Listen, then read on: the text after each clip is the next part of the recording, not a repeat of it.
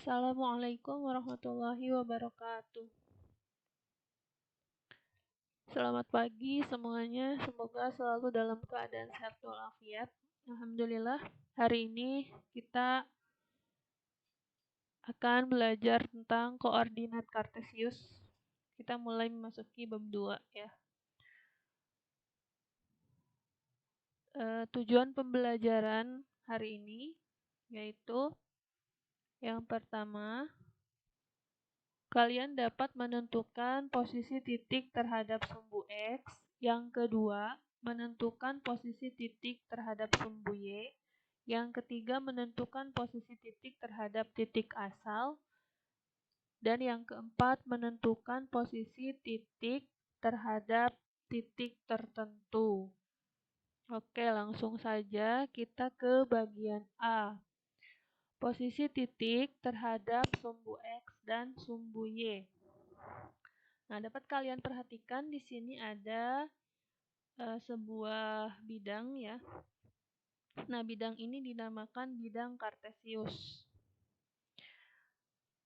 atau bidang koordinat ya.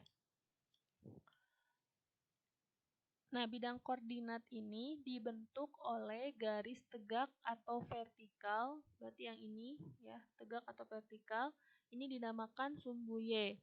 Dan garis mendatar atau horizontal yang dinamakan sumbu X. Nah, ini adalah sumbu X yang saling berpotongan tegak lurus. Mereka berpotongan di titik ini, di tengah-tengah. Titik perpotongan antara sumbu X dan sumbu Y disebut pusat koordinat atau titik asal. Nah, ini adalah pusat koordinat, titik asal atau titik O. Biasanya koordinatnya 0,0. Bidang koordinat tersebut dikenal dengan koordinat kartesius. Koordinat kartesius digunakan untuk menentukan letak sebuah titik yang dinyatakan dalam pasangan bilangan X, Y. Dengan X disebut absis dan Y disebut ordinat. Jadi X-nya ini adalah absis, Y-nya ordinat. Nah, absis ini adalah jarak dari sumbu Y terhadap titik tersebut. Kemudian Y ini adalah jarak dari sumbu X terhadap titik tersebut. Ulangi lagi, jadi X atau absis ini adalah jarak dari sumbu Y terhadap titik yang dimaksud ya. Kemudian Y atau ordinat adalah jarak dari sumbu X terhadap titik tersebut. Contoh.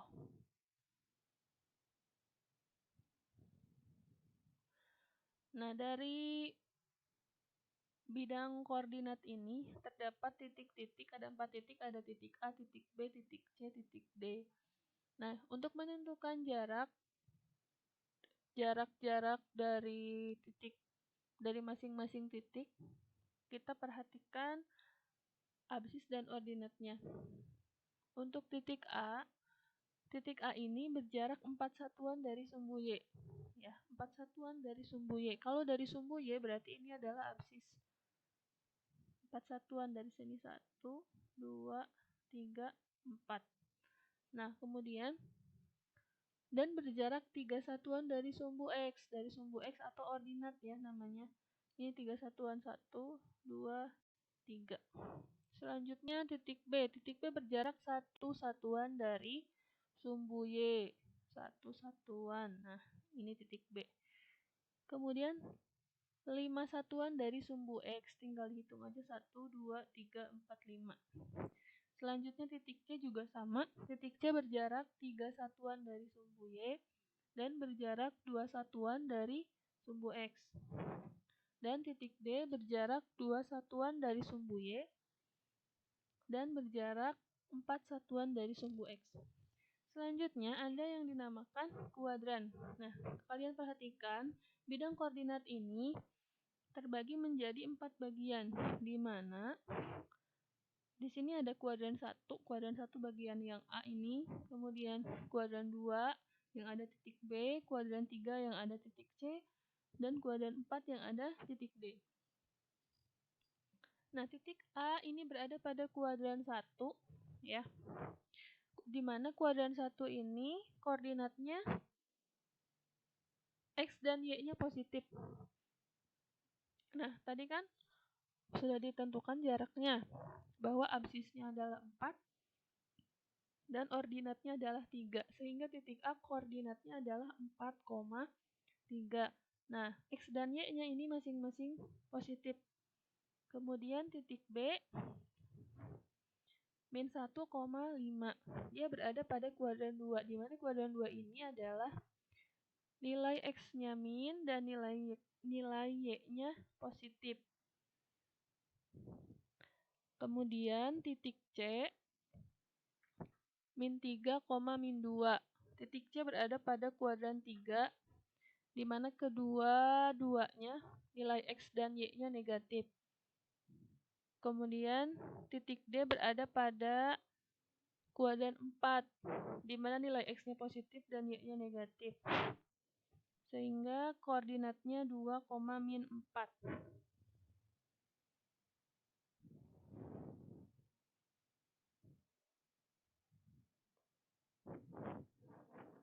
Kita ke bagian B. Posisi titik terhadap titik asal 0,0. Titik asal itu adalah perpotongan sumbu X dan sumbu Y dan titik tertentu. Misalkan di sini ada koordinat-koordinat dengan di kuadran 1 ada rumah Ajeng, kuadran 2 ada lapangan, kuadran 3 ada masjid, dan kuadran 4 ada sekolah. Nah, kita tentukan posisi dari titik asal. Posisi dari titik asal itu sama seperti sebelumnya. Kita hitung jarak dari titik asal. Itu rumah Ajeng ini adalah karena dia 4 satuan dari sumbu Y dan 3 satuan dari sumbu X, berarti koordinatnya 4,3. Kemudian lapangan min 1,5, masjid min 3, min 2, dan sekolah 2, min 4. Nah, selanjutnya ini adalah posisi titik terhadap titik tertentu. Di sini objeknya ada rumah Ajeng, lapangan, masjid, dan sekolah. Nah, kita tentukan posisi terhadap lapangan, masjid, dan sekolah. Untuk yang pertama, menentukan posisi rumah Ajeng terhadap lapangan. Nah, rumah Ajeng koordinatnya itu 4,3 ya, ini 4,3. Nah, kita mau menentukan posisi rumah Ajeng terhadap lapangan. Berarti kita hitung dari lapangan ke rumah Ajeng itu berapa satuan. Kita anggap lapangan ini sebagai titik asalnya. Maka kita hitung dari ini kan min 1 ya. Rumah Ajeng ada di 4 ini koordinatnya. Berarti kita hitung dari sini, dari min 1 ke 4 itu berapa satuan. 1, 2, 3, 4, 5. Nah, berarti rumah Ajeng itu ada 5 satuan ke kanan dari lapangan ya. Kemudian, nah, karena koordinat Y-nya ini adalah 5 dan ini 3, berarti kita hitung dari 5 ke 3 itu berapa satuan. Ingat, yang dijadikan titik asal di sini adalah lapangan karena kita menentukan rumah Ajeng terhadap lapangan. Berarti yang dijadikan titik asalnya lapangan. Nah, kita hitung dari 5 ke 3. 1, 2. Nah, ada 2 satuan. Dari lapangan ini ke rumah Ajeng itu arahnya ke bawah. Jadi, posisi rumah Ajeng terhadap lapangan adalah 5 satuan ke kanan dan 2 satuan ke bawah. Kemudian posisi rumah Ajeng terhadap masjid. Berarti kita jadikan titik asalnya itu adalah masjid. Nah, kita hitung masjid ini ada di sumbu X min 3. Sementara rumah Ajeng ada di 4 ya, positif 4. Berarti kita hitung dari min 3 ke 4 itu berapa satuan? 1, 2, 3, 4, 5, 6, 7. Ada 7 satuan ke arah kanan. Jadi 7 satuan ke kanan. Kemudian ini di sumbu Y-nya mesti ada di min 2. Rumah Ajeng ada di positif 3. Kita hitung. 1, 2, 3, 4, 5. Nah, ada 5 satuan ya. Jadi, posisi rumah Ajeng terhadap masjid adalah 7 satuan ke kanan dan 5 satuan ke atas. Kemudian, posisi rumah Ajeng terhadap sekolah. Sama cara menghitungnya. Kita hitung dari sekolah ke rumah Ajeng. Berarti jadikan sekolah ini sebagai titik asal. Nah, sekolah ada pada sumbu X 2 ya, koordinatnya 2. Kemudian rumah Ajeng 4.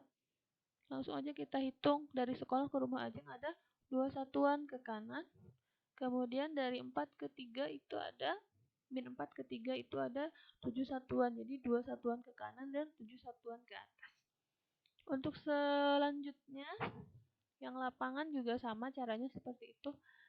Kalau misalkan menentukan posisi lapangan terhadap rumah Ajeng, berarti yang dijadikan titik asalnya adalah rumah Ajeng ya. Dari rumah Ajeng ke lapangan itu berapa satuan? Nah, kita hitung. Caranya sama.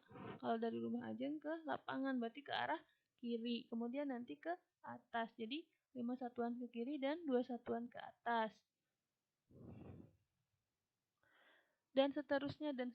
Silahkan kalian coba sendiri ya.